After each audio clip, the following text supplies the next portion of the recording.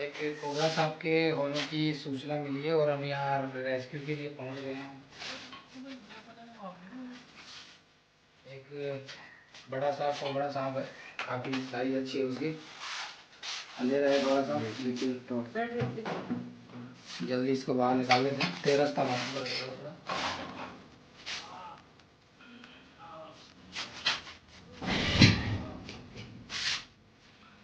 गुस्से में है अभी। अब देखेंगे कहाँ से देगा।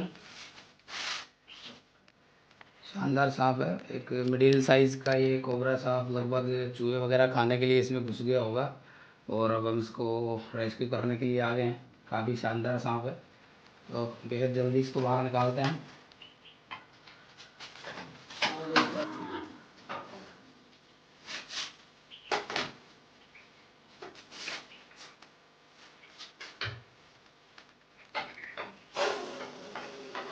इसके पुकारने की आवाज़ करना है।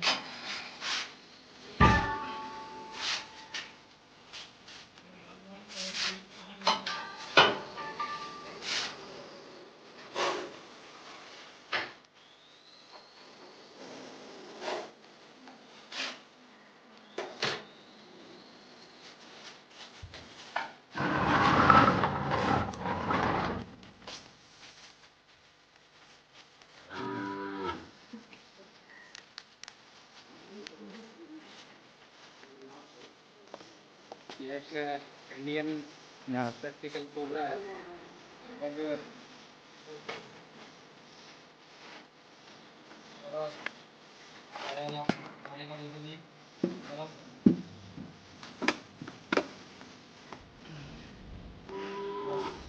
चलेगा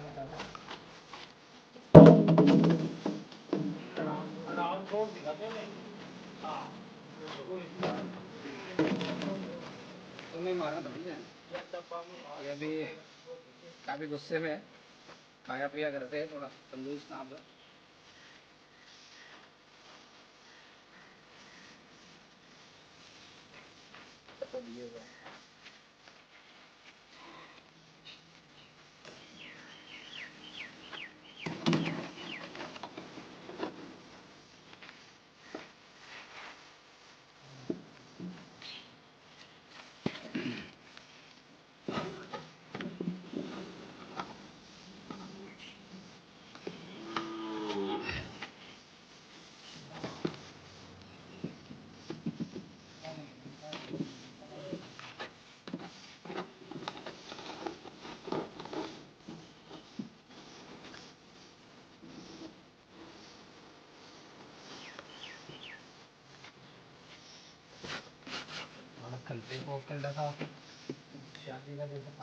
हमने लगभग इसको काबू कर लिया है और अब इसको बहुत जल्द एक और सांप हमारे पास है। अभी ये बहुत ही जल्दी का समय है, लगभग 6:30 बजे होंगे। सुबह 5 बजे से लगभग हमारे पास कॉल आना शुरू हो जाता है। इस मौसम में एक ट्रैप का बच्चा भी हमने रेस्क्यू किया है विराटनगर की एक लोकेशन से। अब हम दोनों को एक साथ रिलीज़ कर देंगे। ये काफ़ी खतरनाक सांप है, ये इंडियन स्पेक्टिकल कोबरा। अभी ये गुस्से में है, इसकी आवाज़ आप सुन पा रहे होंगे।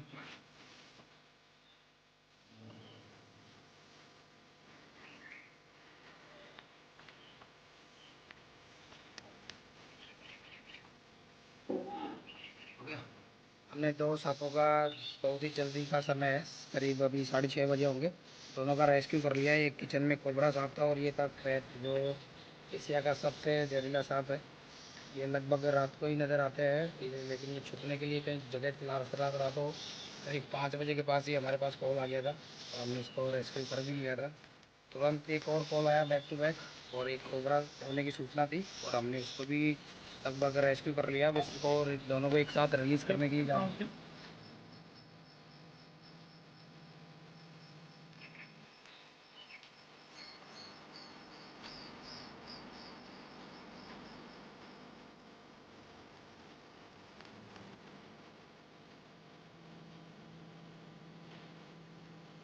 देख सकते हैं दोस्तों, सुबह सुबह का ही समय है और ये इस खूबसूरत पर्यावास में हम इन खूबसूरत जीवों को रिलीज़ करने के लिए आए हैं। आप देख सकते हैं पीछे की खूबसूरती कितनी खूबसूरत है और मेरा यहाँ जैसे ही जल्दी आता हूँ तो और भी अच्छा लगता है, क्योंकि एक मॉर्निंग वॉक भी हो जाता है हमारा। और हमने इन दो खूबसूरत सांपों को, हालांकि खतरनाक भी हैं, लेकिन मैं तो इनको खूबसूरत ही समझता हूँ। इनको यहीं पे इस खूबसूरत जगह पर रिलीज़ करने के लिए आए। ये इनका पर्यावास है। चलिए दोस्तों, इस बेहद ही खतरनाक और खूबसूरत से दिखने वाले इस सांप को बहुत जल्दी रिलीज़ कर देंगे। इसका मुँह अभी यहाँ ढक्कन के पास आया हुआ है, काफ़ी खतरनाक है, ऐसे में इसको रिलीज़ करना, लेकिन अभी इसको रिलीज़ तो करना ही है। चलो दोस्त, मैं चाहूँगा कि थोड़ा सा अपना फेस को थोड़ा नीचे करें। ये बेहद खूबसूरत होते हैं, तो मैं इसी तरीके से डराने का पुकारने की आवाज़ आप सुन पा रहे होंगे। और ये भी काफ़ी खूबसूरत और एक बड़े साइज़ का कोबरा सांप है। इस डिब्बे में भी ये हमें शांति से नहीं रहने दे रहा, देख सकते हैं आप इसकी खूबसूरती। यही से वाह, गजब का ये सांप है। अभी ये हमारे कैमरामैन की तरफ ही देख रहे हैं। और ये एक इंडियन स्पेक्टिकल कोबरा है, जिसकी साइज़ लगभग 4.5 फीट के आसपास है। और ये देख सकते हैं दोस्तों, ये 4.5 फीट से भी थोड़ा ज़्यादा होगा। ओहो हो, ये भी अपनी गर्दन को टेढ़ी और बस सिर्फ निकल जाना चाहता है यहाँ से। रुको,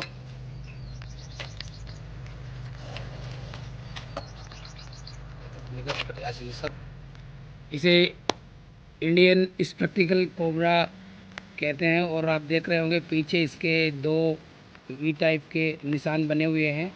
वो इसलिए होते हैं कि ये पीछे भी इसकी दूसरे जानवर को आंखें नज़र आए और वो डिफेंड में इससे काम आते हैं। लगभग ऐसा लग रहा है कि जैसे इस सांप की नज़रें उधर हो, जबकि इसका फेस मेरी तरफ है और इसके आगे और पीछे दोनों इसी तरीके के निशान बने हुए होते हैं। ये इंडियन स्पेक्टिकल कोबरा है, भारत का दूसरा सबसे जहरीला सांप। दोस्तों, ऐसा सांप बाई चांस अगर किसी के बाइट हो जाए, इस सांप से एक्सीडेंट हो जाए, तो सीधे हॉस्पिटल जाएं, किसी झाड़ फूंक के चक्कर में बिल्कुल भी ना पड़ें, क्योंकि ये कोबरा सांप है भारत का दूसरा सबसे जहरीला सांप। इसे काटते ही लगभग 1 घंटे बाद में इंसान अपनी जान गंवा सकता है।